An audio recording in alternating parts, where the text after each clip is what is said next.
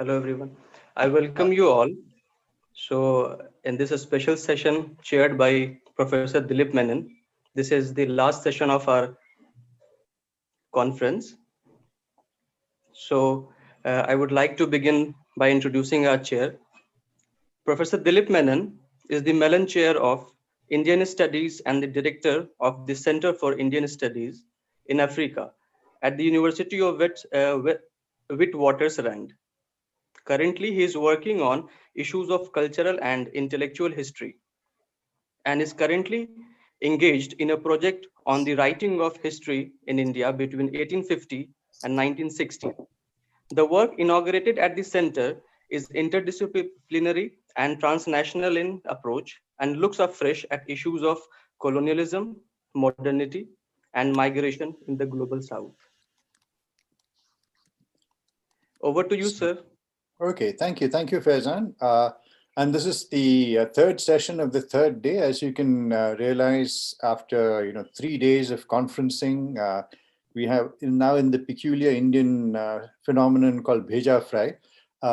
So I'm glad that you guys are around to enliven us. Both Jatin and Nidhi are two of the prominent young scholars working on the Indian Ocean, and it's great to have them together in one session.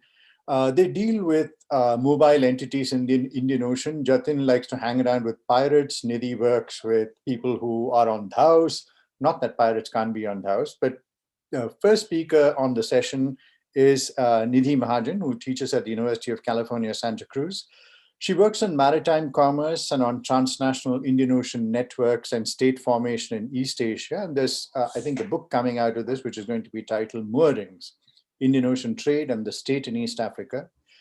She looks at Kenya in particular, and also at the interesting post 9/11 scenario where the Muslim merchants on the coast are seen by the Kenyan government as being militant rather than merchants. And it also tells you something about the changing history of maritime commerce and the perception of maritime groups within the framework of a larger international politics. Nidhi's work also deals with issues like ivory smuggling and the shadow economy. So it's a wide range of issues here, which look at how states deal with merchants, the passage of commodities, and the changing international circumstances within which one can look at these longue durée practices in the Indian Ocean. So over to you, Nidhi. You have 20 minutes to be followed by 10 minutes of questions.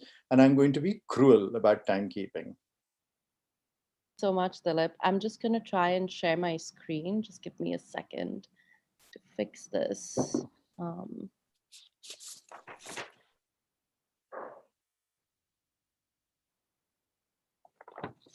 Sorry, my computer is not cooperating. It has. It's oh, there we go. Perfect. Great. Okay, thank you so much, Dilip, for that introduction. And thank you, Nishat, Stephen, Dilip, and all of the organizers for putting this together. It's really been a pleasure to have been part of the conference. I haven't been able to be at all of the sessions, but at the same time, I've been dipping in and out. And it's also a real pleasure to be presenting alongside Jatin, who has been a fellow friendly traveler along many of the same routes and whose work has had a big influence on my own. So I'm going to just jump right in, and I'm going to begin with a vignette from the field. Shabana does no work. She lets her daughters and sister-in-law do all the cooking and cleaning, and she herself just roams around, going to this house and that, or telling this one to come over. She can really talk, non-stop buck. That's all she does. Jalal, a Dhow sailor, said to me when I told him I was going to visit his cousin, Shabana, at her house one afternoon in July 2017 in Jamsalaya, a seafaring town on the Gulf of Kutch. Jalal was teasing his married older sister in a way that brothers often do. Go to her house and see. I bet you won't see her lift a finger. She's just like Amina over here. Amina, his younger sister, looked up from her phone, saying nothing to counter her brother, but rather agreed with him. This is true, I do nothing. I don't even know how to cook. I just play with my daughter and go visit my relatives all day long.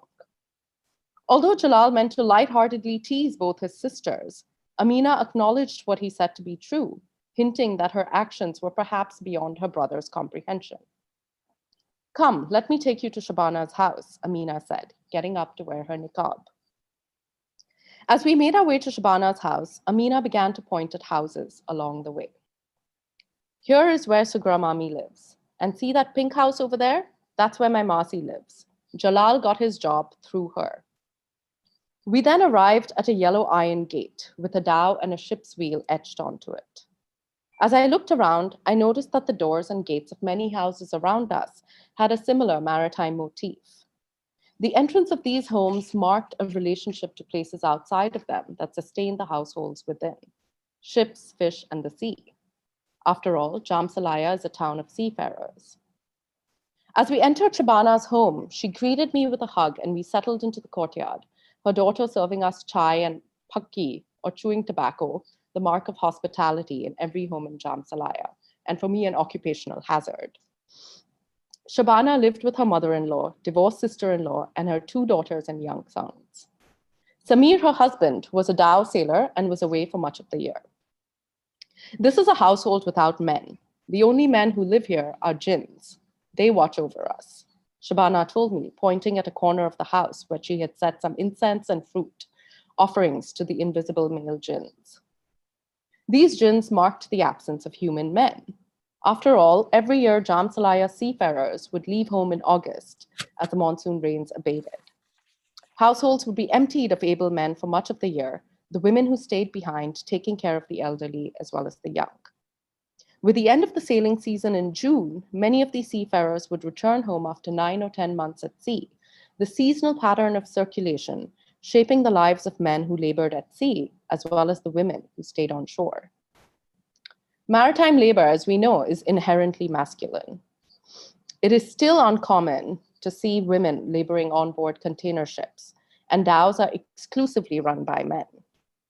In the Indian Ocean, while women have been mobile as enslaved labor, indentured servants, or even as wives, it is most often men, as sailors and merchants, who have traveled, their relationships with women tying them to specific places, allowing them to become natives everywhere, as Aung San Suu Kyi has put it. Yet in cases where itinerant men did not marry in other places, there is a need to examine the role of women left behind in what Claude Markowitz has called the network center, which is a locale or a cluster of localities where merchant capitalists might raise capital and have their main residence. While scholars like Markowitz and others have examined questions of gender grounded in matters of law, women's property rights, and inheritance in Creole Indian Ocean societies, there is a need to examine the relationship between the labor of women at home and maritime labor at sea. So what I'm going to do today is explore a form of labor typically undertaken by women in mobile societies, which I'm calling the labor of being in relation, that in fact makes the seasonal movement of men possible. As we know, in societies across the Indian Ocean, mobility has been shaped by the monsoon, merchants and sailors moving seasonally between network centers to port cities across the Indian Ocean. As a result, homes in network centers are largely filled only with women, children, and the elderly for much of the year. While scholars have largely focused on the mobility of itinerant merchants or sailors, how can we understand the role of women who do not leave with them? So to think through this question, I'm going to start with a common trope in Indian Ocean studies, which is to begin with the monsoon as a kind of non-human agent that has been so central in shaping this Indian Ocean world. So as we all know, the monsoon winds have enabled mobility in the Indian Ocean and have drawn it into this networked space that we're also interested in. But the rhythms of life for seafaring communities in Western India have also moved with the monsoon winds. Commerce in Kutch, for example, runs on a seasonal monsoon sailing calendar, where the period of the northeast monsoon, which is known as Mausam, and the southwest monsoon, which is known as Akhar, has shaped actually the seasonal sailing calendar as well as accounting practices for merchants as well as sailors. And this is actually a document from the Zanzibar National Archives from 1876 that shows that a contract between 2 Gujarati merchants was dated and timed based on the monsoon. So Mausam and Dimani, which would have been during the period of what I'm calling Akhar.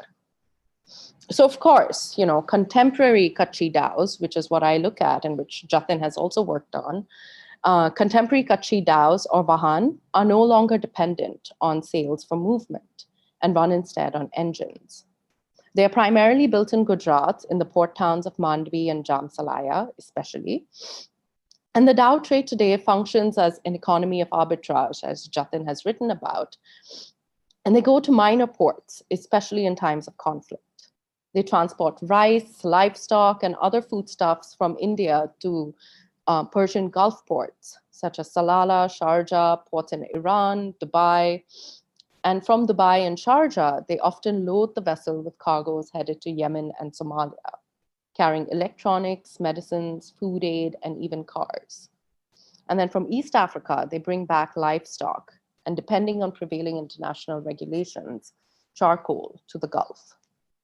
Upon their return to India, they often bring back dates or used tires from the Gulf. Their voyages and cargoes planned around the vagaries of demand, supply, and international regulation. While no longer dependent on the sail, Van can technically fly in the face of the wind. And I'm just going to play this in the background just for fun. However, Vans rarely fly in the face of the wind because it is risky and also because diesel consumption increases as you're kind of moving against the wind.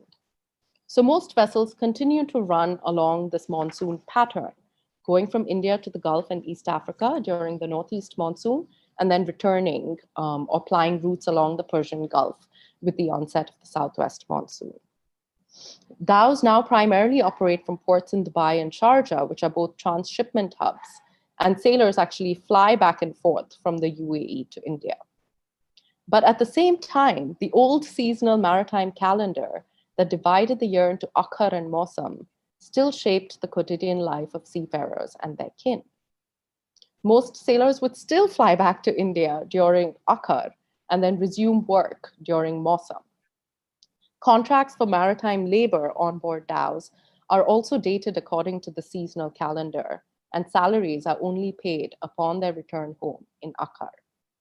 So in many ways, the seasonal sailing calendar is not only a mnemonic trace or a kind of debris of an earlier era where vessels and people were carried by the wind, but continues to be part of an historical experience that shapes prevailing relations of production. Life in the seafaring town of Jamsalaya still moved with the monsoon. And Jamsalaya is on the Gulf of Kutch. It's in Kathiawar, but it's on the Gulf of Kutch right here. And its fortunes have really been linked to the waters that lap its shores. The town has a long tradition of seafaring, with shipyards in which van are built, run by sailors from the Muslim Badala and Wagher communities, alongside some Hindu kharwas. Jamsalaya in many ways is a classic network center. It's connected to elsewhere, and for much of the year, it's emptied of seafarers who labor on these dhows. When they return home during Akhar, however, Jamsalaya is completely transformed. Not only do they spend time in the family home, making repairs to both the home and the vessel, drawing up contracts for the next year's season, settling old debts, but Akhar is also a time of intense social activity. It's the only time of the year in which weddings take place. While some of this has changed, as sailors can now travel across the Indian Ocean by plane, this monsoon-based sailing calendar continues to shape not only the pattern of movement, but also actually labor remuneration on board a Vahan. So to understand how these patterns of labor remuneration actually fit in with what women are doing at home, I'm going to kind of focus intensely on how labor is organized on board a Vahan. Sorry. The organization of labor on board a Vahan, like any other ship, functions through a strict hierarchy. All crew members receive a monthly salary or pagar, and also depend on payments that they receive on each voyage or goes that they undertake. But of course, compensation differs on one's position in the crew. The Nakwa or captain usually receives a monthly salary, as well as 50% of the customary bakshish or tip paid by merchants for every voyage that is undertaken. and the remainder of the 50% is split equally amongst the Khalasis, or the rest of the crew. The rest of the crew receive a monthly salary, which is actually supplemented by a much higher hamali or majduri, depending on where you are, which is labor paid by the shipping agent or merchant for each trip. Households too depend on this hamali and bakshish, as this is the amount that's typically remitted home with each voyage. Salaries were not paid every month and would often be given only as a lump sum at the end of the sailing season in Akhar. And in many ways, this complex system of compensation has actually emerged out of an older system, and we have records of this from the 1880s, that similarly used a combination of monthly salaries and lump sum per trip. And this lump sum was known as the khalas, from which is derived the term khalasi, which refers to all crew members, excluding the Nakwa even today. In addition, in the 1880s, every sailor would receive an allowance of the cheapest grain, rice, wheat, or bajra, and this was called a bhatta. And the term bhatta is telling here, as it actually links maritime labor to agricultural labor. So I know that multiple papers during this conference have sought to kind of move away from terrestrial histories and terrestrial understandings to focus on the maritime connections. But at the same time, there's this very close relationship between what's going on in the hinterland as well as what's going on at sea. And in this case, it's clear that forms of maritime labor organization actually resemble agricultural labor in Gujarat, especially the Hali system of labor bondage. So in this system, the Hali, or the landless agricultural laborer, would have been pressed into a patronage relationship, whereby the landowner was expected to provide total care for bonded laborers, as well as compensation in grain, which was also known as a bhatta, similar to maritime labor at sea. The Hali system has been understood to be rooted in the older Jajmani system, which Dilip has also written about, both of which, both the Hali as well as the Jajmani, have been interpreted as forms of patronage. As Jan Bremen has shown, this system of patronage was often preferred to being a wage laborer, as it provided for the laborer and their family, even in seasons when work was scarce. Yet patronage could easily slip into coercion once the responsibility of the patron to provide total care fell out. Elements of this patronage and debt bondage system remain in maritime labor. Dhow Nakwas and Khalasis are often indebted to Dhow owners, typically to pay for weddings. Moreover, given that salaries were only paid as a lump sum during Akhar, the crew would often take a loan from the Dhow owner even before going out to sea. While the lump sum ensured some savings for the crew member and his family throughout the year, typically the crew member would end up indebted to the Dhow owner and would then continue to work for him for the next season unless his debt and contract were transferred to a different owner. As Shabana, who we met at the beginning of this paper, explained to me, think of it in this way: they become bonded laborers. Salaries paid at the end of the season were therefore intricately tied up with cycles of debt and labor recruitment. Cash-strapped Khalasis and their families invariably looked to Dhow owners or Saits for loans, who in turn expected sailors to continue to work for them, whether or not the debt was repaid. And of course, on first glance, this looks a lot like debt bondage, which is a familiar theme in studies of credit and debt. Anthropologists of debt have long studied the effects of how credit has been seen as somewhat beneficial for creditors while being burdensome for debtors, creditors and debtors being locked in a hierarchical relationship.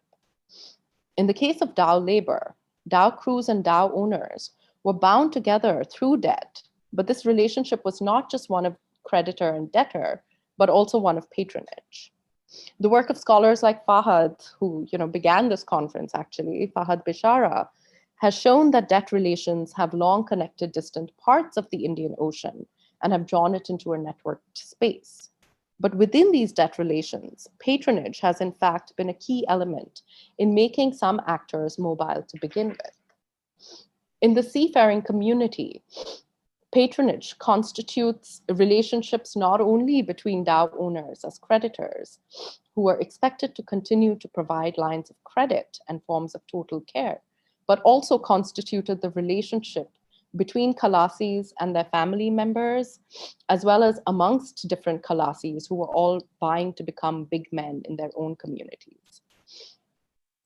Within this patronage system that shapes masculine maritime labor across the Indian Ocean, the labor of women who do not move across the sea with them is largely invisible. It is often women who found new patrons or dhow owners for their male kin to work with. It was women who went to dhow owners asking for credit during the year, and it was often women who ensured that Khalasis were paid the salaries owed to them at the end of the sailing season. Although women did not move with men, their labor of being in relation, which included their movement between homes, care work, the maintenance of social networks, actually made the labor and the movement of men across the ocean possible. And this is a classic quote from a novel that I think is familiar to many of you here, in a completely different context, of course, but relevant here in a different way. For sailors spending long months and even years at sea, having a wife at home is an economic must. Women, after all, not only do care work necessary for social reproduction, but also manage finances and are key actors in determining the status of men. Vahan may be, oh, I have 2 minutes, I better wrap up, okay. So Vahan may be offered to women by their families as part of their dowry, and then these Vahans are then run by husbands and actually change the fortunes of families that women have married into. And I mean, this kind of concept of, sailors' wives being very crucial to sailors' lives at sea has also been written about in very different contexts, such as in 17th century England, where historian Margaret Hunt has written that having a wife at home was an economic must for sailors, especially because they would not return home and could not actually accept payments until their contracts were over. So what I'm interested in, and I'm going to try to just wrap up since I only have 2 minutes. So what I'm interested in is kind of thinking through what this form of labor actually does. Very recently, during the coronavirus lockdown, Shabana actually reached out to me because her husband, who is a Dhow sailor based in Dubai and works on board a Dhow cruise vessel, a job that he got through Shabana's contacts, was laid off. He returned home to India, wasn't getting paid for several months. And of course, they ran, like many others stranded during the lockdown, they got stuck. They had no cash. And so Shabana, in her classic kind of way of dealing with multiple patronage systems, turned to me, the anthropologist who she had spent so many hours talking to, and asked me for a loan. And I insisted that I would just, pay for whatever expenses that were necessary. And she continued to insist that it was a loan because this is what would allow her to ask me for help again, in a way similar to the kind of patronage systems that she was accustomed to. So Shabana leverages her relationship with this anthropologist and says to me— 1 minute and you can conclude. Okay. And says to me that she needed this loan to continue to sort of navigate these patronage systems. Ultimately, then, this gendered labor of being in relation turned these women at home into mediators between homes, between Dhow owners and laborers, between interlocutors and anthropologists. And this relationship building involved not just what anthropologists such as Julia Eliachar have called phatic labor, or communication infrastructure that has semiotic and economic value, or talking or buck, as Jalal would have put it at the beginning of this paper, but also entailed long-term care, long-term communication, emotional work, and even critical understandings of one's family's position. This labor of being in relation can thus contributed to what Joya Chatterjee has called mobility capital, or assets and competencies that allow people to move. So ultimately, what I'm interested in doing with this work, which is relatively new for me, is to think through how to kind of put this Indian Ocean work in conversation with feminist literature that has argued against divisions between reproductive and productive labor, and actually connecting public and private. Thanks, Dilip. Just one more minute, just so that I can actually wrap up. Just a last sentence which summarizes everything that you have done.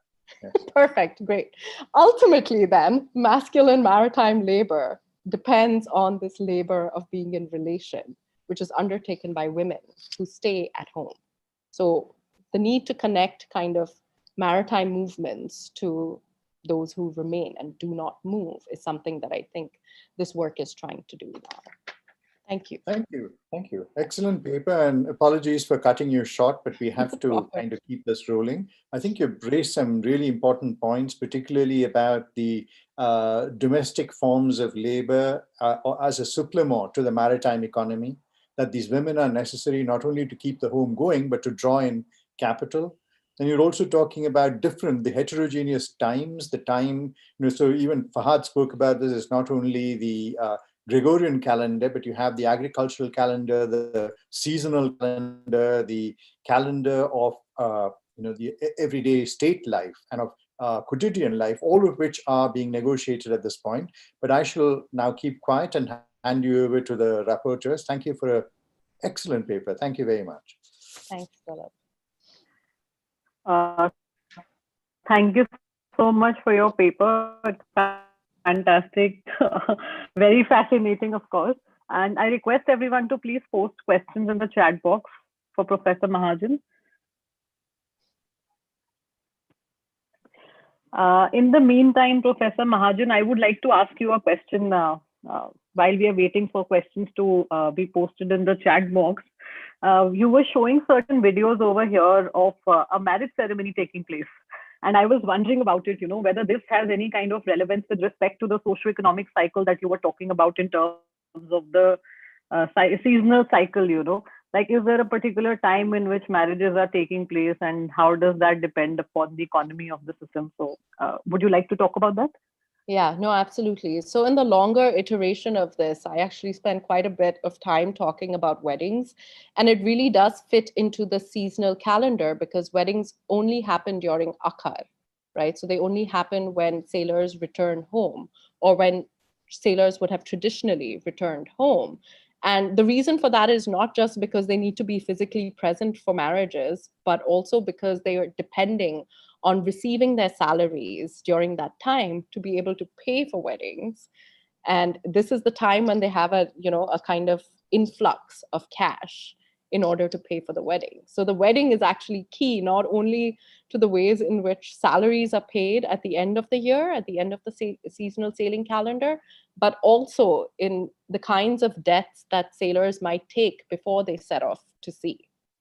So this is a similar story in South Asia, right? It's not just with maritime labor, it's with any form of migrant labor, really. And I'm seeing this in the Gulf as well, which is where I am right now, which is that migrant laborers are, begin with debt for a wedding, oftentimes. And so we're seeing this pattern also with maritime labor at sea. Okay, thank you so much for that. There are two questions that I can see in the chat box. Would you like me to read them, or would you like to take them on your own? I can take them on my own. I see them right here.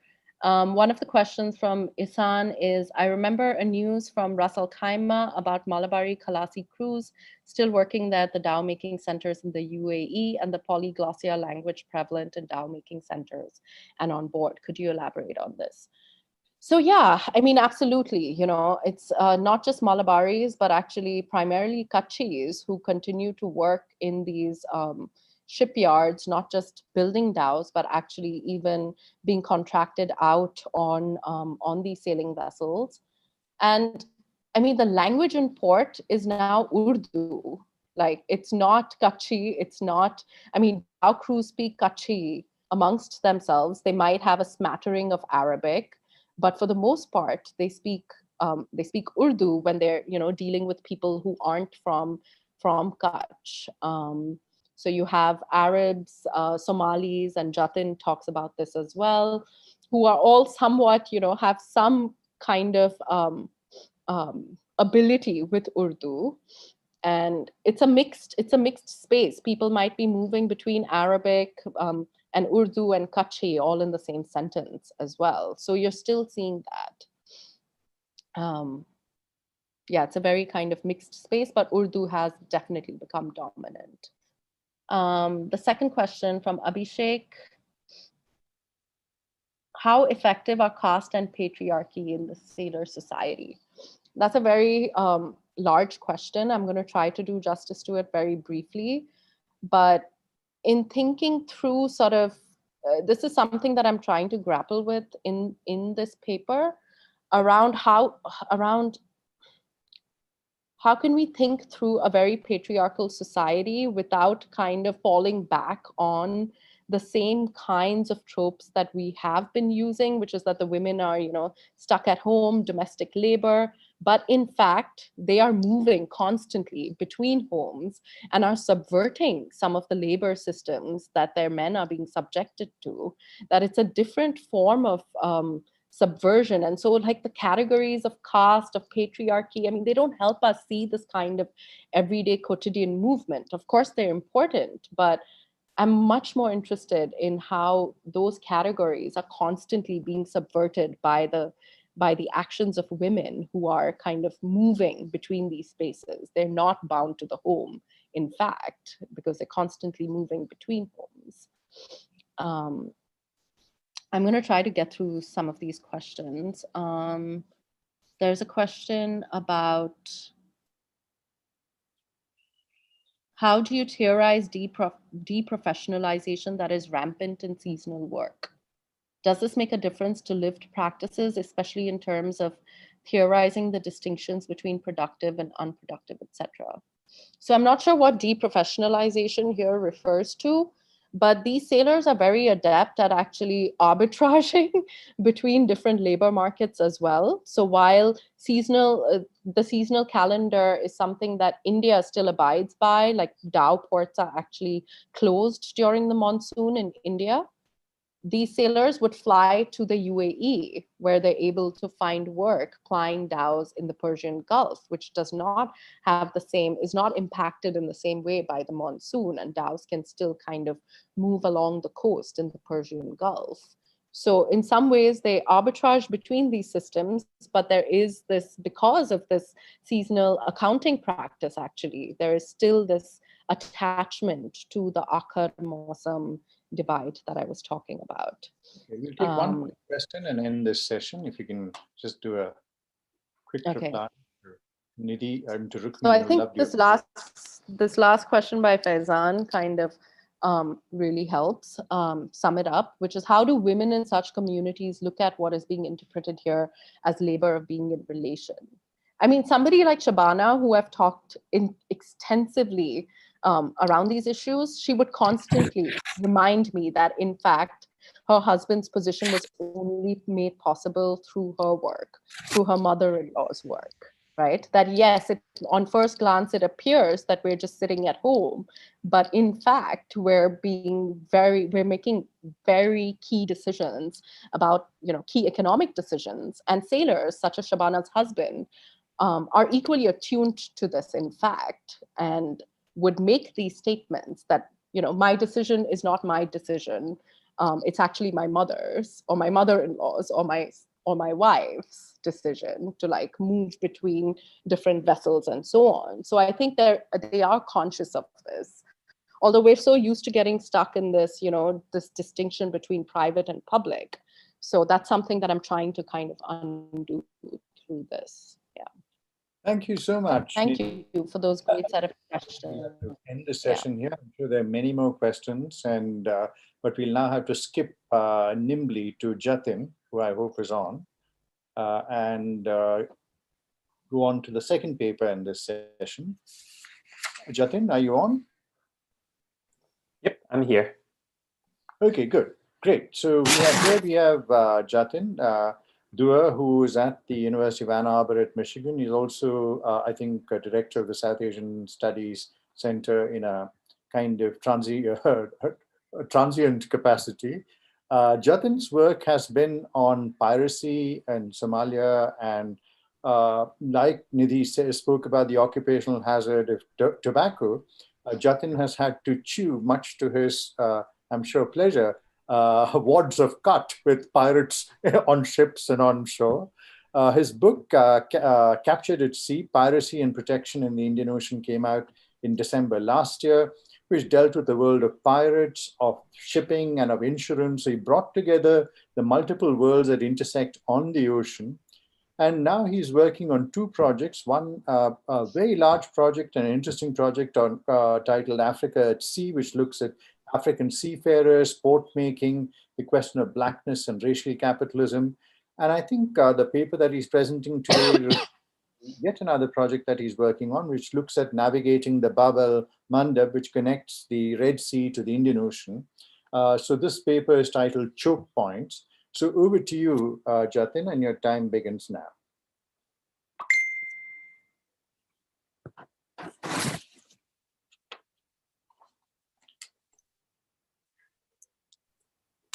Thank you, Dilip, for the introduction. Thank you, Nidhi, for that fascinating paper. There, as Nidhi mentioned, we are sort of fellow travelers on the Indian Ocean, and I look forward to, there are many echoes of her work in mine and my work in hers, so I look forward to exploring those. But I want to begin by thanking the organizers for their tireless work in bringing this together, negotiating the complex logistics of Zoom and multiple time zones. And in addition, thank you to all the participants. Your papers have given us such rich food for thought. As most of the papers and discussions in the past few days have highlighted, mobility and circulation have been central to our understanding of the Indian Ocean. This is a region crafted and created through centuries of arrivals and departures and connections that endure over centuries. These connections always exceed territorial logics of empires and nation states. Today, I want to foreground slowdowns, stuckness, and interruption as also key to comprehending the Indian Ocean. I want to ask about things that endure, but also those that are ephemeral, that appear and disappear and at times reappear again. I ask what happens when itineraries are interrupted and we find ourselves captured on land as well as sea. I do this through some familiar figures of the Indian Ocean Archive, ports and pirates, though we may end up in some unfamiliar places along the way. And research for this talk comes both from my very recent book that Dilip mentioned, Captured at Sea, as well as a collective research project on global choke points of trade I've been working primarily on the Bab el-Mandeb. So without further ado, let us begin at the threshold of the Bab el-Mandeb.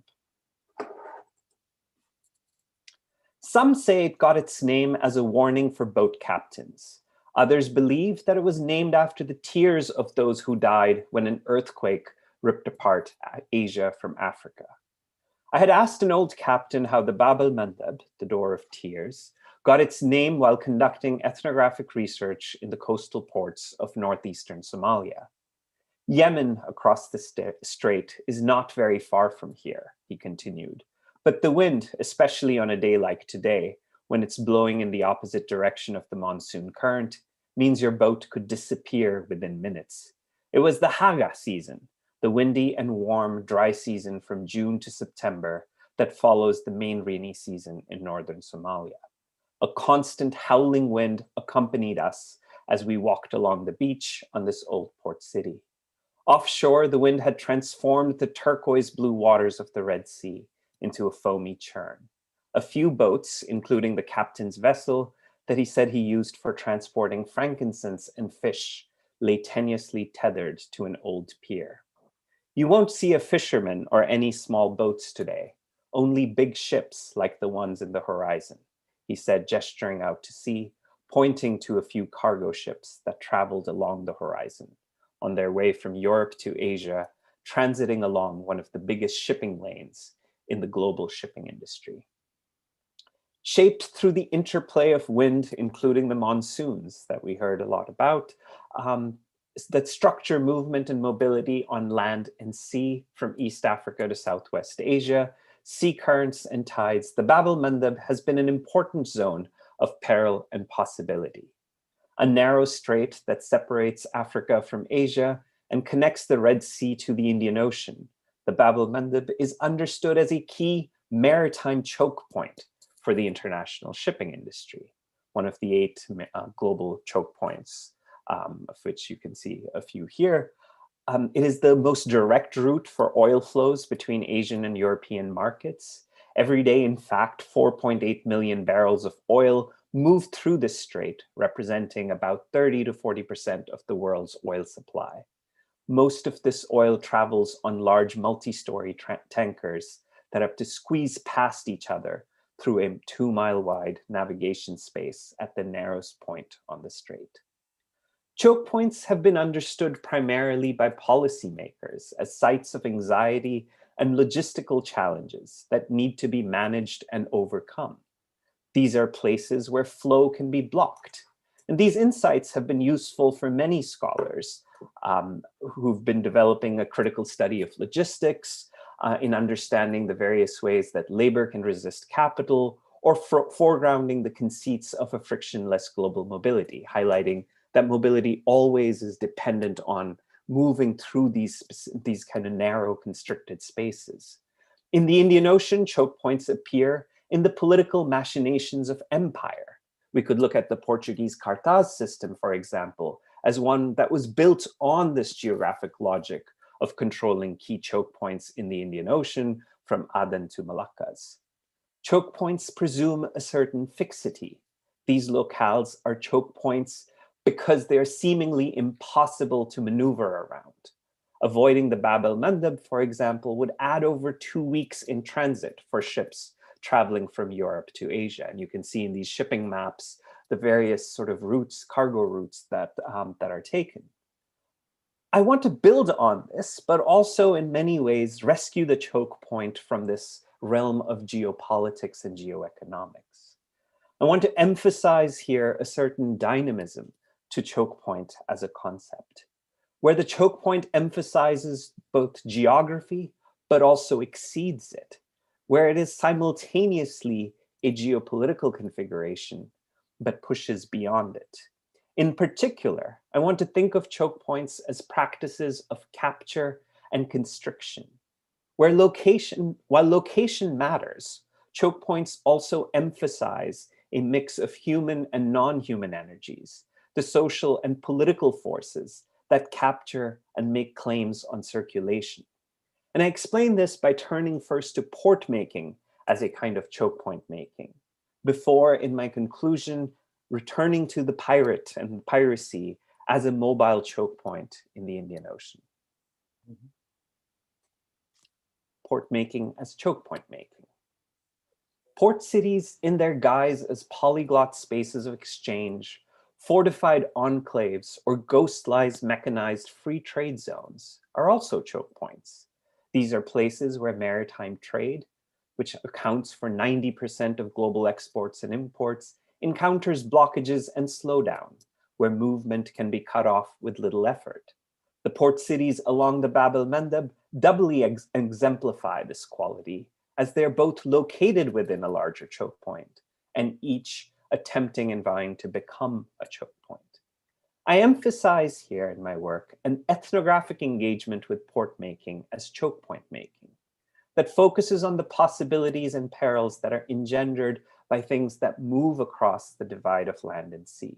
A dynamic tale that notes the rise and fall of ports and their attempts to capture and channel circulation, highlights port making as occurring within wider currents that are often not of one's making, thus bringing to the analytic forefront the role of contingency and historical transformation in shaping economy and politics in the Indian Ocean.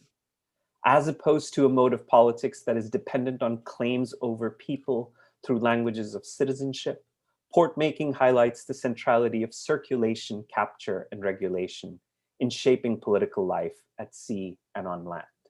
I begin with a historical example of a somewhat unusual and short-lived form of port making before turning to port making in a containerized port.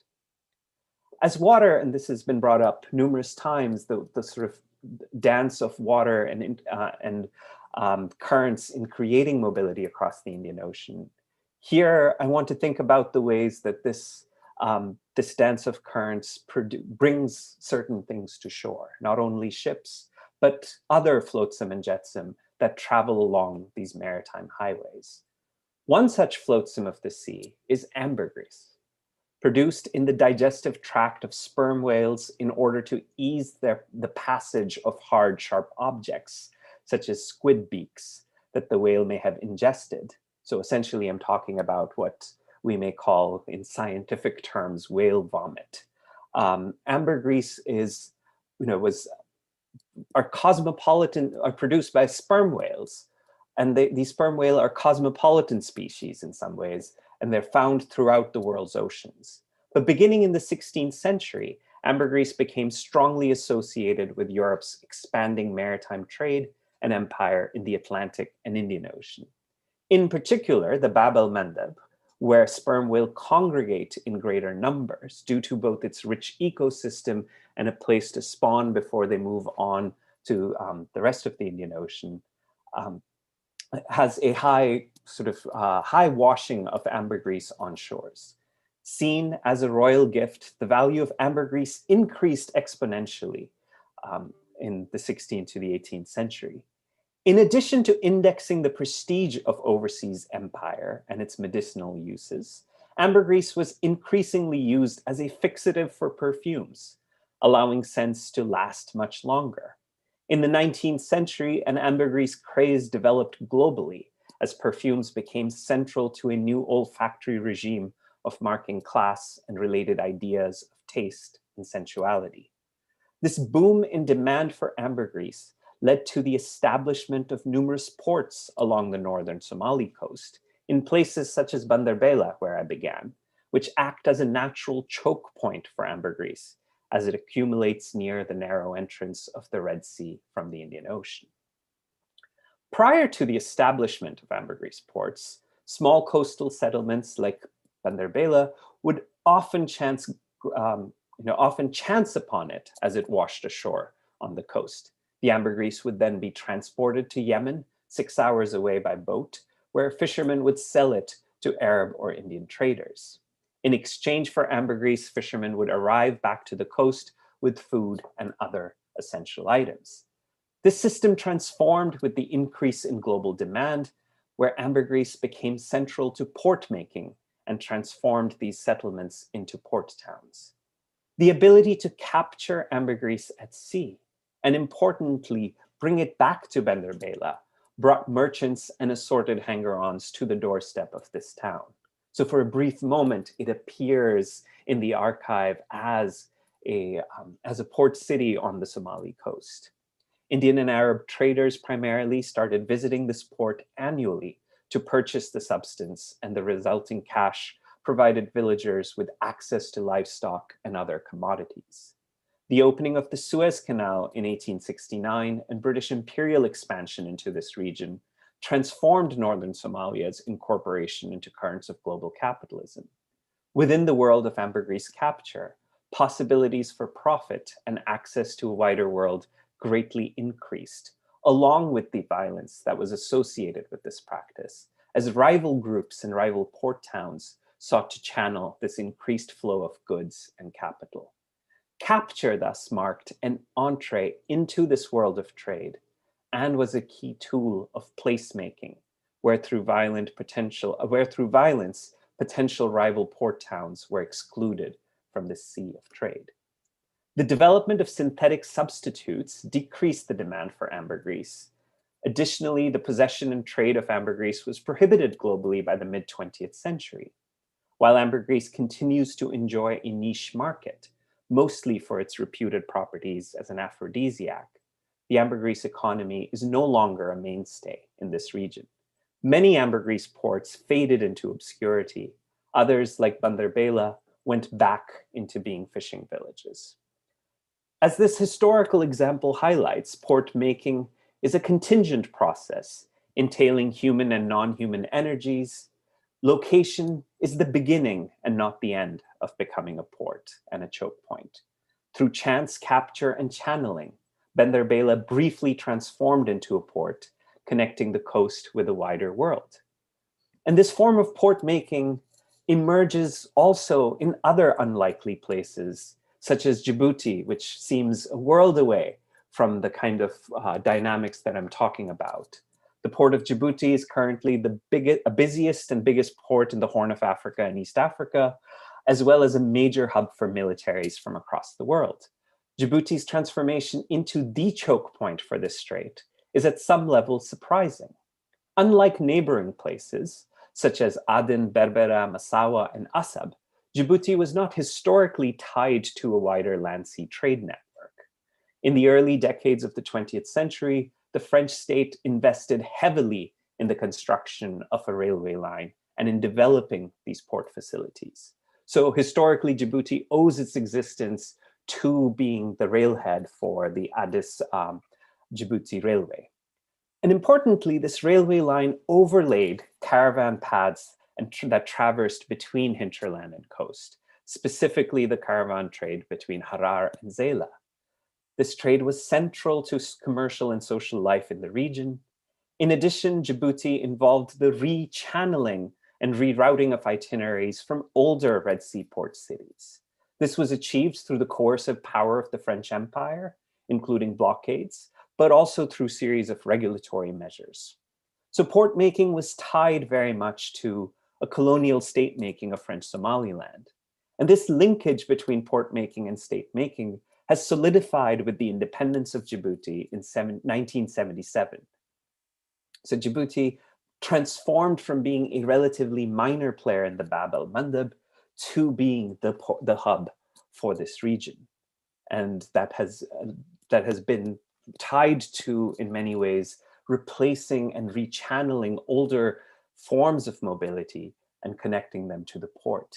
And in addition to navigating the various geopolitics in this, so it is a hub of numerous naval bases, military bases, and the ensuing kind of militarization of this region in the Bab el-Mandeb during both the global war on terror and counter-piracy operations has furthered the importance of Djibouti as a security and trade choke points. In addition to cargo ships, today a global naval armada is stationed here, surveilling the maritime strait against threats from pirates and maritime spillovers of geopolitical conflict. So state sovereignty has become a strategy through which to become a choke point for containerized cargo and engage and profit from circulation in the larger choke point. In addition to being nodes of connectivity and facilitators of mobility, ports as choke points are spaces of slowdown, of constriction and capture. From Bandar Bela to Djibouti, and indeed in ports throughout the Indian Ocean, value emerges as much through circulation as it does in its restriction.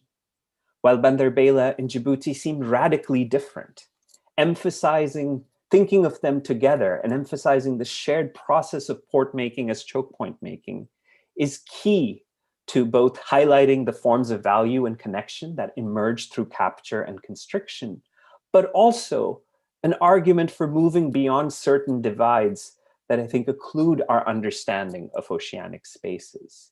These include the divides between cosmopolitan pasts and geoeconomic presence and futures, between the world of sail and the world of the container, and finally between the boundaries of land and sea. So part of what I want to do in this project is think about the past, and this emerged very nicely in Nidhi's project of the past, not just as an echo, but very much still shaping the ways in which we understand port making. And port making is a contingent tale where ports and others choke points wax and wane. So in recent years, Djibouti is on the decline as Asab reemerges from its slumber, and Berbera, which was home to one of the largest trading ports, is once again reemerging as a port of call. And finally, as a way of conclusion, choke points can also be mobile and embodied in persons as much as they are in places. And I want to think briefly about this idea of the mobile choke point through returning to the pirate. What we do is different. In Asia, they make whole ships disappear. In Africa, he meant West Africa, they steal fuel. We just catch fish. I was sitting with Shermayo on a beach overlooking the Gulf of Aden in northern Somalia. As the sky and sea shimmered red in the dusky haze, Shermayo pointed to the twinkling light of ships. That one is from Korea, he said. That one is Greek. telling me tales of various ships that had been captured and were anchored at sea. So from 2008 to 2005 to 2013, but really in many ways from 2008 onwards, piracy occupied the global imagination. Unlike piracy in other parts of the world, Somali piracy was not based on theft of cargo, but entailed capturing ships and ransoming crew and cargo.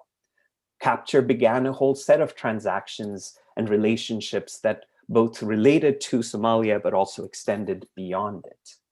During these years, Banderbela briefly reappeared on the global map as a pirate port. Shirmayo, like many on the coast, was critical of piracy, but refused to condemn it. As we chatted about the economic prospects of the coast, he noted that piracy has at least made the Somali coast famous. People know we exist. Do you know the tsunami in 2004 came all the way to Somalia? I was fishing that day. All of a sudden, the water started going out. It was quiet for a few hours before the wave came back. He recounted that his village was lucky, but down the coast in Hafun, many died. Nobody at that time knew anything about the damage to the Somali coast. Jatin, can you conclude now? Yes. So as Shirmayo continued telling us about the tsunami, we sat quietly listening to the howling wind and waves in the dark. Pointing in the direction of the sea, he concluded philosophically, "Today you cannot wait from the sea like we used to in the past for gifts of ambergris or gifts from the UN. You have to be like these pirates. You have to go out to sea and bring the gift of the sea home." The sea has many gifts. At times, these gifts wash ashore, often unexpectedly and without asking. Their sudden arrivals make visible entanglements and obligations, including toxic obligations. The sea and its gift is also a way to make people and places bigger. As Shirmayo reminded me, thanks to the pirates, people know Somalia. Now they see that a small fishing boat can take over a big container ship. To be feared too is a form of making a claim on the world.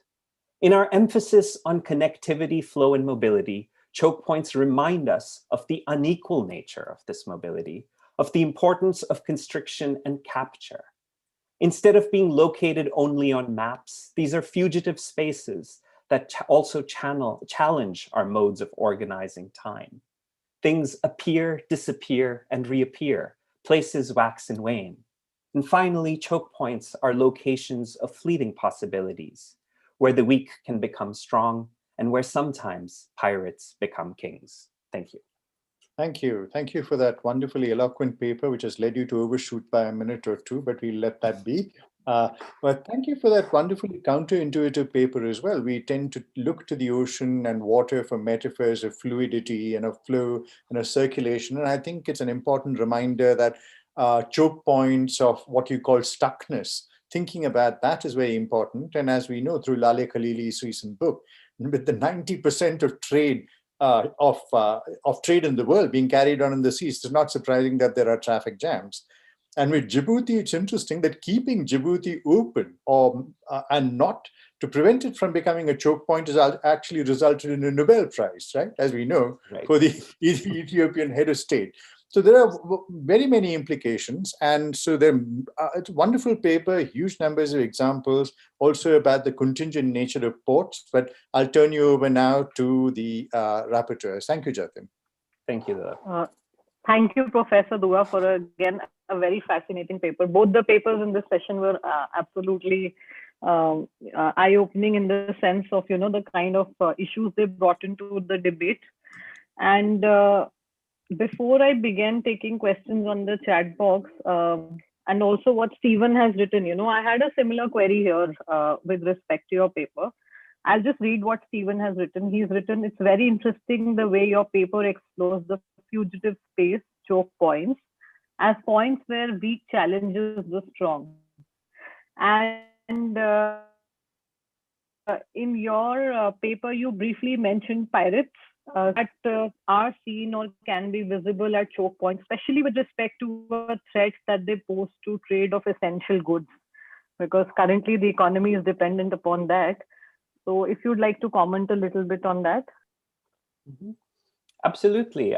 Thank you. Thanks, Stephen, and thank you to the Izan for to the rapporteurs and Dilip for your comments.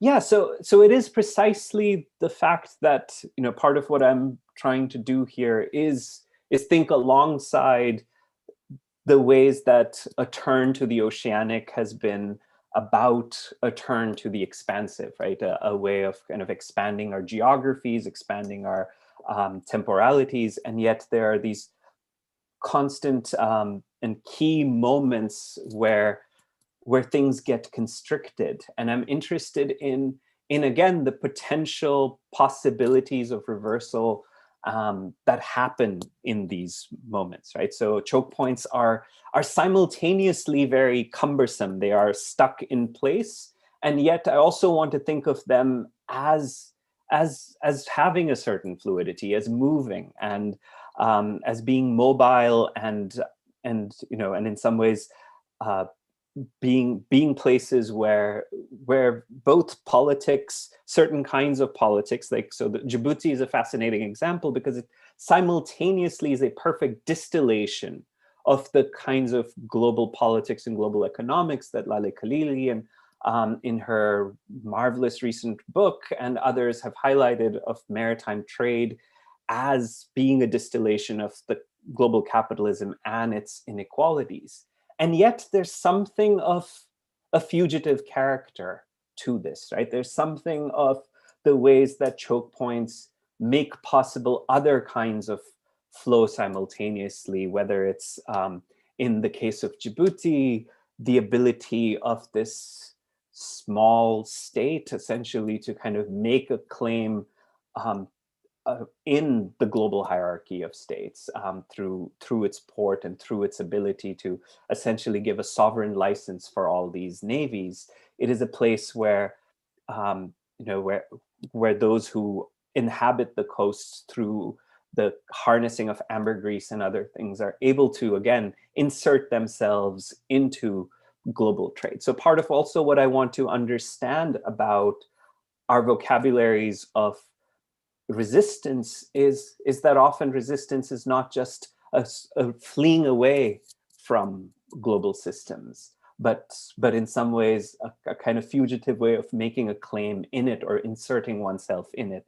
And what happened? How do we understand that? And how can and I think choke points and port making and all of these processes really bring that together. And in some ways, Nidhi's work on Daos and the work that I've also done on Daos very nicely illustrates the ways that the Dhow trade is neither sort of moving away from global capital or simply just a vestige of a pre-modern world, but one that suitors between both in wonderfully evocative ways. And as Nidhi was pointing out today, in linking the landed forms of agricultural labor also to the maritime.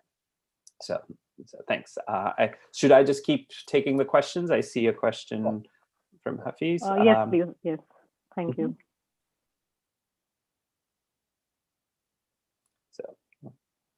So the question is how, to what extent historic archival state memory trends to bring ports into their second coming? In what way geographic discourses of choke points from the Portuguese and British archives inform or get entangled with contemporary ambitions of state to leverage their maritime geographies for trade? This is absolutely the case. I mean, there's a way in recent months prior to the increased conflict in the Tigray region in Ethiopia, a lot of focus had been on Assab and the emerging in part after a series of peace talks, conversations between Ethiopia and Eritrea. And the reason Assab was being brought up was in part because it was framed as this is a port in Eritrea, which used to be Ethiopia's main port of call. With the creation of Eritrea, Ethiopia becomes landlocked, and hence Djibouti becomes the central port. And Assab was announced as a space of, we are returning to this. There's a language of return And this emerges, Eng Seng Ho describes this in some of his work on Singapore contingents from Singapore arriving in the Gulf and saying, you know, we are reclaiming a shared geography, of course, for very particular contemporary political, you know, state visions. So I think that is also a very important point in the ways that these archives and both written archives of the state, but also these oral histories are these archives of memory that get harnessed not only by communities along the littoral, but also by states as ways of making claims on the ocean. So thank you for that question. Thank you. And that brings us neatly to 30 minutes. And I thank both Jatin and Nidhi. The best, as we can see, was reserved for the last, the best wine at the end of the dinner. Thank you, both of you. And we come to the end of the formal ending of our conference. And I'll hand you over now for the next session. Thank you very much indeed. And who'll take over from me? I'll take over.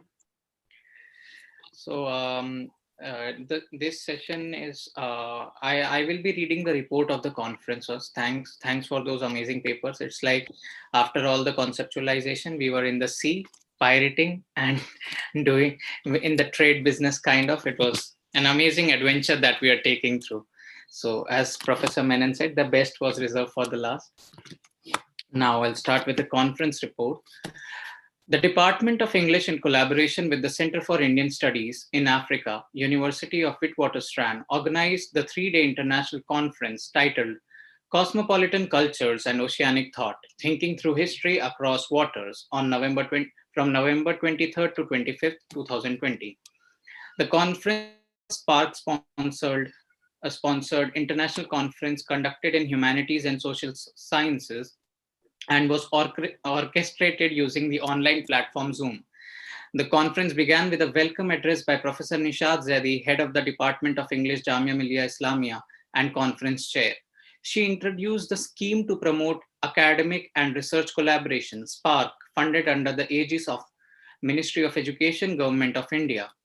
This collaboration, she further elaborated, aims to promote transoceanic exchange of ideas, people, knowledge, and pedagogy.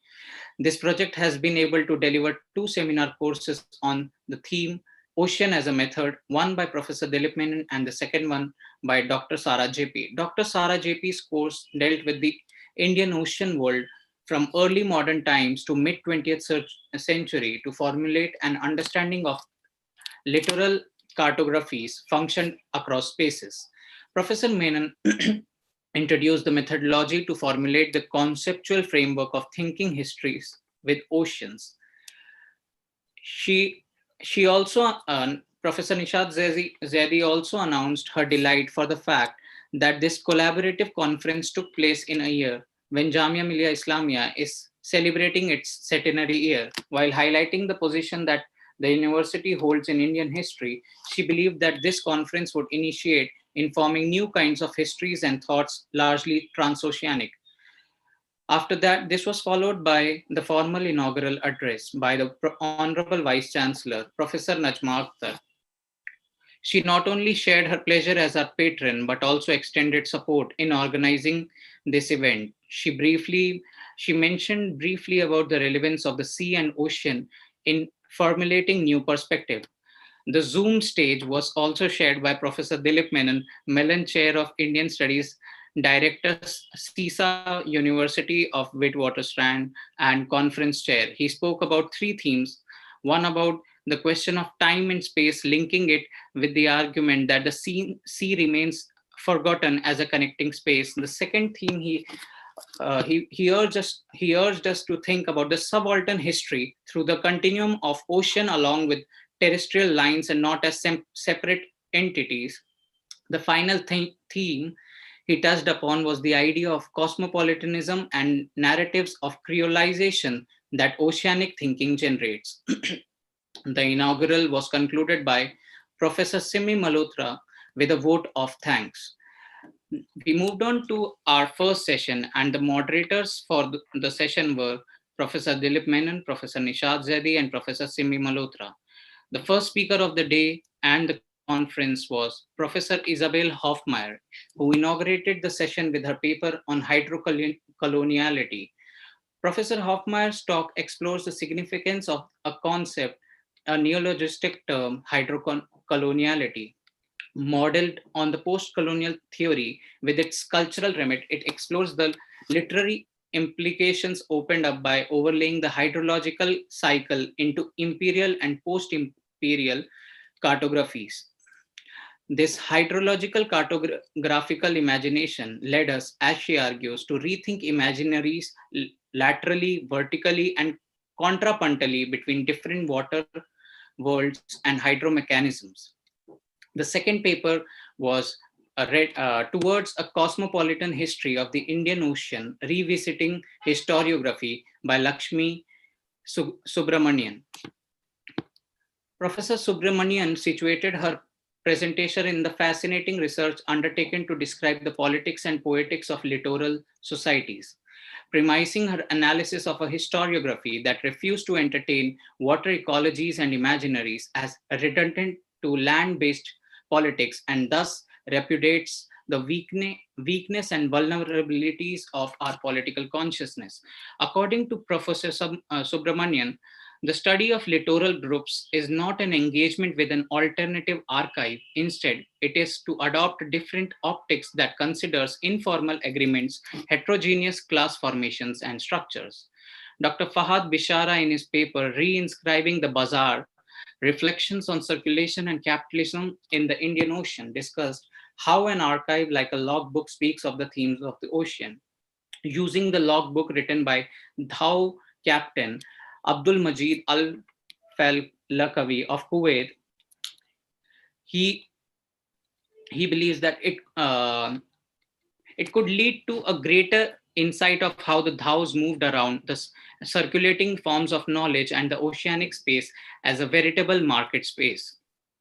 He notes that Professor Bishara notes that the bazaars performed as a site of not only commercial transactions, but also as a site of building personal and social relationship.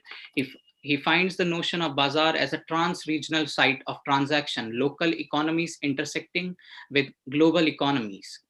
In the second session of the day, which was the first paper was by Professor Alec Boehmer, titled Fellowship and Aversion in the South, the Challenges of South-South Collaboration. She emphasized the difficulties arising in cross-ocean interactions and cosmopolitan collaboration in the Southern Hemisphere, primarily due to the dominance of the North and lack of dedicated centers of research for the same. Along with that, she developed an eco-critical understanding of South-South interaction, pointing out the disconnect between humans and nature via two ripe literary examples of Herman Melville's Moby Dick and Samuel T. Coleridge's Rime of the Ancient Mariner. The second speaker of the day, Professor Ananya Jahanara Kabir, presented a paper titled Creole Indias and Their Archipelagic Connections. Professor Kabir started her talk by introducing a song from Portuguese Goa that she used in order to comment on the creolization of space, littoral as well as archipelagic. This new epistemic structure of linking littoral sites with archipelagic ones was the basis of Kabir's talk. The second day of the conference consisted of 3 sessions. The morning session consisted of 3 papers and was chaired by Professor Samina Hassan. Swati Moitra's paper, titled as Padmavati of the Ocean, Syed Alal's migrant epic, sought to read out the epic in the context of the long history of piracy and slave trade in the Southeast Asia. The second paper by Sushmita Banerjee, examining the writings of Abd al-Haq Mahadiz Dehlavi, a literature of South Asia who was instrumental in shaping the discourse on the ideal Muslim life. The third presenter was Iqtidar Alam. His paper was titled Mapping Syncretic Grammar of Coastal Cities, Architecture Through Ibn Battuta's Water Journey in the Indian Ocean. The paper talked about the influence of cultural interactions resulting from trade exchange along the Indian Ocean trade route. Ibn Battuta's Water Journey in the Indian Ocean in this context gives an important insight into these cultural interactions. The second session of the day was chaired by Professor Shagata Bhaduri, and Susan Elias presented her paper by tracing the cosmopolitan geographies of Christian Margam in Malabar. The main thrust of the paper was to study the folklore of the Southist Christians and elaborate the aspect of Margam or the Christian way. In the third paper, in Sukanya Sarkar's presentation, the focus was on forbidden practice of Kala Pani, also referred as black water, in which Bengali Hindus were disallowed to cross the ocean. The thought of traveling abroad raised serious question of caste purity, and hence the ban was put to practice. At the same time, the presenter highlighted literary works which questioned these practice. One of these was Amrita Basu's satirical play Kala Pani. Meenu Rebecca Mattai from Sri Shankaracharya University presented the paper As Long as the Sun and the Moon Last, exploring the Indian influence on Dutch treatise in Southeast Asia. The presentation highlighted how epigraphic evidence can be used as a medium to understand the various nuances of treatise which are signed by various heads. The final session had two papers presented. Professor Gita Patel, the session was opened by Professor Alok Bhalla, wherein he reflected on sea and maritime adventure, shaping aesthetics and poetics of some of our canonical texts.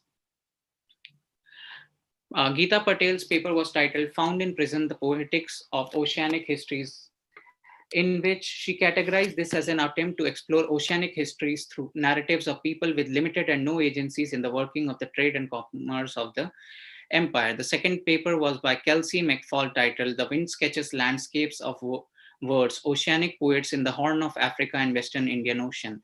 And it compared shared poetics embedded in oceanic sensibility in select texts. The third day was a long day. So the first session of the day was chaired by Dr. Anupama Mohan. The first paper was by Swasti Sharma, Beyond Orient and Occident, Ubiquitous Influence of Buddhist Political Thought. The presentation began with an introduction of Buddhism, its four noble truths. One of the objectives of the paper was to situate a comparative study between a Machiavellian and Buddhist statecraft. The second paper was by Chris Ellis, Ella Joseph, and Vinod Balakrishnan, Through the Eyes of the Boat People, Redefining Oceans in the 21st Century. The presentation began with tracing a history of boat people and how the term was first used in the Vietnamese crisis. The next paper was by Rajita Venugopal, Identity, Belonging, and Cosmopolitanism. The presentation began with the idea of cosmopolitanism, where people travel to abroad due to a variety of reasons, some personal and others due to circumstances. Through a rigorous study of two novels, Barbara Kingsolver's novel The Lacuna, set in Mexico, and Ramesh Gunashekhara's novel Reef, set in Sri Lanka, the paper explores the notion of identity, history, and belonging, and also the ways in which one looks at the ocean. The second session of the day was chaired by Professor Nishad Haider. The first presenter, Samana Madhuri, from looked at the women who stay at home vis-a-vis men who charge across waters. Her paper was titled The Tale of Parrot and the Sea of Desire, tracing similarities in Sanskrit and Arabic literature on women's sexuality from the medieval era. The second paper was titled Rainbow Waters Towards a Queer Coalition Between India and Botswana by Kachi Dua. Her paper looks at the ideas like pre-colonial relationship between Africa and India, which was facilitated by the Indian Ocean, and which shared some of the links like introduction of homophobia through colonization and domination of Victorian morality as Indian Ocean became a route for the British coming in. The third paper was titled Middle Passage to Middle Non-Passage by Stephen S. George. The paper interrogated the socio-cultural standing of Dalit Christians in India by focusing on the stigmatized state of the community wherein they still strive for social acceptance among fellow Christians. The final session consisted of three presentations, and it was chaired by Dr. Anuradha Ghosh. The first paper was The Cosmopolitan Nature of the Old Port of Mangalore by Caroline D'Souza. Its significance is in terms of trade and defense and its impact on the heterogeneous culture of the area. Through the paper, she tried to present a series of transoceanic movements and their impacts on layers of history of communities, trade, and commerce. Lyrics as Travelogue Beyond Boundaries, an anthology of Punjab's mystical wandering, was presented by Sanjay Dansalia. The paper attempted to analyze the exchange of ideas and mystical concepts through traditionalism and changing dynamism and contemporaneous times in East and West Punjab. The last paper in this session was Census Translated, the Siram Maghazi Literatures, Pada Pattus, and the Texts and the Sounds Across the Indian Ocean, Arabic Cosmopolits by Ehsan ul Itisham. The paper explored the genesis of Pada Pattus in the Indian Ocean, connected a colonial historical movement and its metatextual claim to be a part of an Arabic Sira Maghazi literary tradition. The final plenary session led by two speakers, Professor Dr. Nidhi Mahajan and Dr. Jatin Dua. The first paper explores a form of labor typically undertaken by women in mobile society that makes the seasonal movement of men possible in societies across Indian Ocean. And the second paper, on Chokepoints, understood primarily by policymakers as sites of anxiety and logistical challenges that needs to be managed and overcome. These are places where the flow can be blocked, and it focuses on the fugitive points like choke points where the weak can challenge the strong. This was the long conference report, and after that long conference report, no conference report should end without 4 lines from a poem. So I'm reading out 4 lines from a poem by Derek Walcott. So he says, "Where are your monuments, your battles, martyrs? Where is your tribal memory? Sirs, in that grey vault, the sea has locked them up. The sea is history." So now I would like to invite Dr. Sara Jappie to propose the vote of thanks. Good morning and good evening to everybody. Thank you to Stephen for that wonderful summary of the conference. Unfortunately, I don't have any poetry for you, so I'll just move on to the vote of thanks. So I think it's fair to say that when we as PIs for this particular Spark project began dreaming this project up, we never imagined that the conference would take this particular shape. But in many ways, this virtual format has allowed us to achieve the goal of opening up the conversations we've been having around cosmopolitanism and oceanic thinking within our classes to a very wide audience. Of course, planning and facilitating this kind of event requires a great deal of support and effort. And our thanks go to Professor Najma Akhtar, the Vice Chancellor of Jamia University. Thank you to the University Administration at Jamia, to the Department of English office staff, to Stephen George and Grace Mariam Raju for handling all of the logistics and for really running this show quite successfully. To Anab Naya for her help behind the scenes. Many thanks to our conference rapporteurs. So that's Indrani Dasgupta, Zara Rizvi, Mehak Burza, Shraddha Singh, Aditi Das Khan, Nabanita Deka, Jubi John, Sadaf Mirza, Ruchi Nagpal, Abhishek Pundir, Nida Iqbal and Faizan Mukim.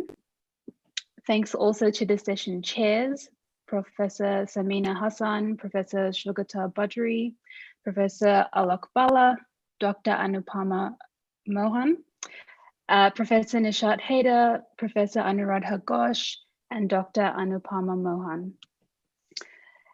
We have deep gratitude to all of the presenters, to the keynote and plenary speakers, and of course to the informed and wonderful audience who really enriched the discussions through their questions and comments.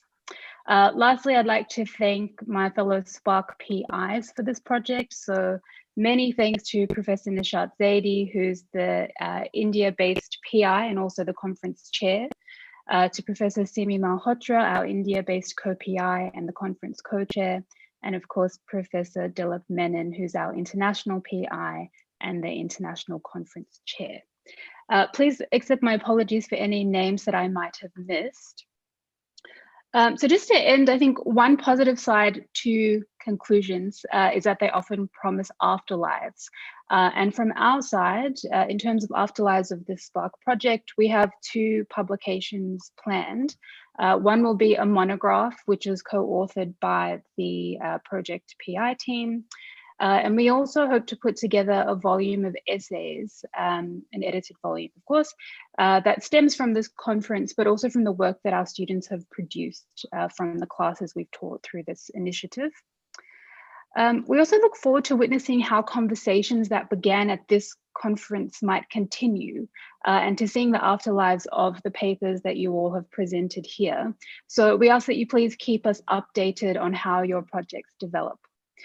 And finally, the conference itself will have a digital afterlife, as you might have seen, well, as you know, can see now, the conference is being recorded and also it's being streamed on YouTube. So you'll be able to go back to YouTube under the Spark Department of English channel and you can watch any sessions that you missed there. So many thanks again to all, and I hope that we get to meet again sometime.